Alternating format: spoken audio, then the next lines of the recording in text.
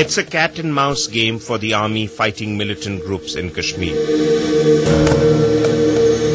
each trying to snare the other in their web. While the militants filter in and seek camouflage in local villages, the army banks on specially trained spies who secretly track militant movement. मुझे 3 महीने का course करना पड़ा, जिसमें मैंने वहाँ पर काफी भाषा सीखी। जो भी इनके लिबास है, मैंने उसे ही लिबास यहाँ पहनना शुरू किया। ज्यादातर मेरी एज के लड़के यहाँ पर दाढ़ी दूढ़ी मेरी जैसी रखते हैं, तो मैंने उसी हिसाब से अपनी दाढ़ी को रखना शुरू किया। Men like him are the chief intelligence gatherers in Kashmir. Every stranger comes under their scanner. Spot a man buying an exceptionally large number of biscuit packets or dry cells, and they smell danger. The man could be a potential terrorist hoarding rations for his hideout.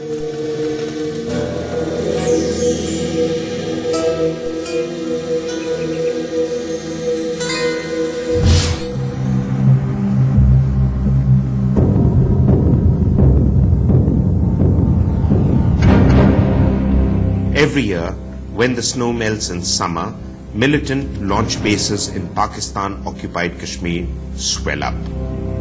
They push forward their men across the 740-kilometer line of control, and infiltration touches a frenzied pitch.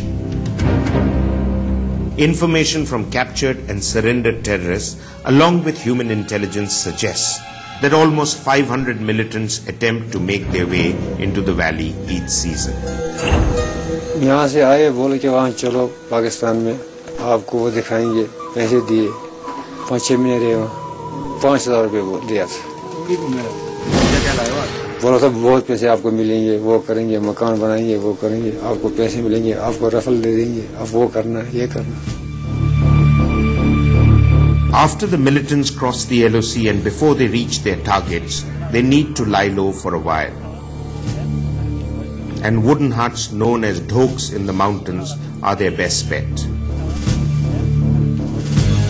It's a convenient hideout, as most of these dhoks are either abandoned or are temporary shelters used by shepherds to stack firewood in summer. So anything out of the ordinary at a dhok and the army springs into action. Yes? Good evening, sir. Ready. What's the news? There's an info from our source that there are militants. Move carefully.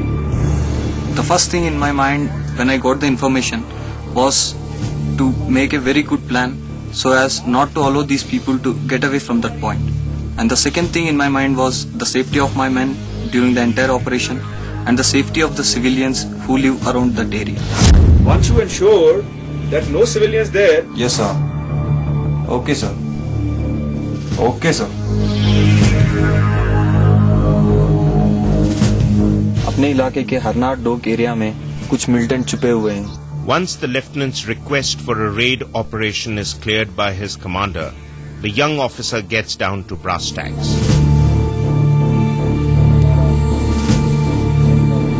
A clay model map etched with the contours and terrains of the dhok is used to brief his platoon. हम fire का जवाब fire से देंगे. The men are divided into 3 groups: the assault party, the firebase party, and the stop party. Firebase party ज्यादा से ज्यादा fire डालने की कोशिश करेगा.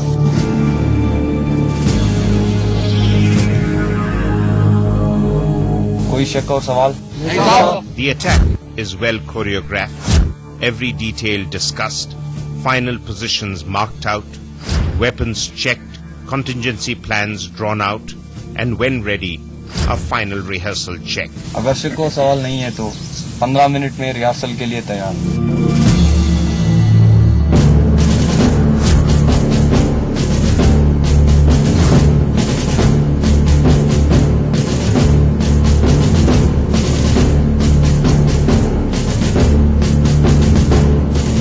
It's an attack from 3 sides.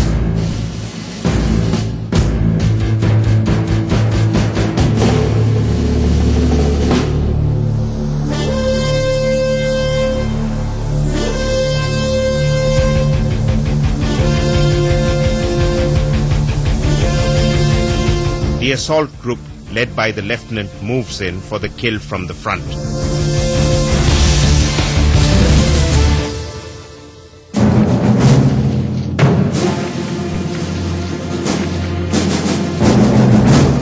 The firebase party, with their rocket launcher, sets up fire support.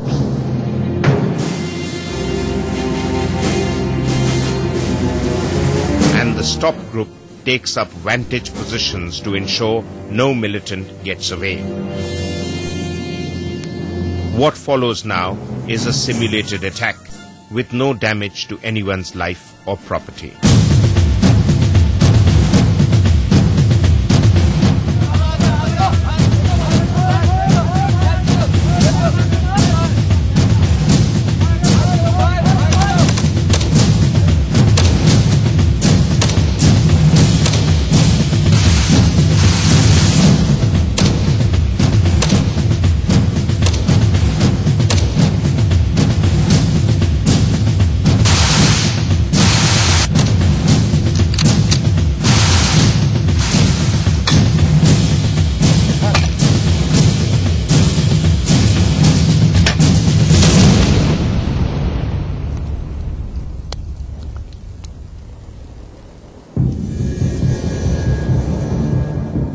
Low-intensity conflict operations have been rightly termed a blind man's bluff, because raids such as this require hard and accurate intelligence, immediate and simultaneous planning and coordination, and most importantly, clockwork precision in their implementation, with commanders all along under immense pressure to ensure its complete success with no damage to civilian life and property.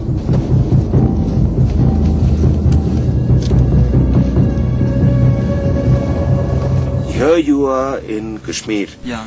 You are interacting with the civilians, you are meeting the shepherds, Yeah. the Gujars, the Bakarwals, the Kashmiri Muslims.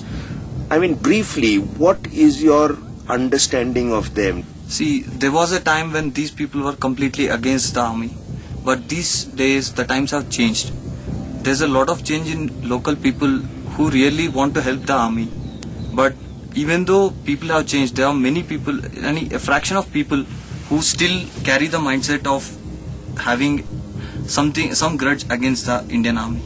Oh yeah, that'll always be there. I mean, you can't have 100% acceptability. Now tell me, I mean, this is management, to my mind, this is management at its best. Very few business schools in the country can ever teach you this. How old are you? I'm 23 years. And in 23 years of age, you've already played with life and death. See, in my AOR, even though I carry a AK in my hand, I just made a water project for them, which gives electricity to very poor people who can't afford to buy electricity. So the people who live in and around my area, they are very helpful to the army. They always mingle with me. They get their problems to me and try and solve them. Yes, there are few people, a fraction of people who are against the army, and we are working towards it. So that means things have changed for the better, and we are now looking at a situation which has changed quite dramatically than what it was 10 years ago. Yes, yes.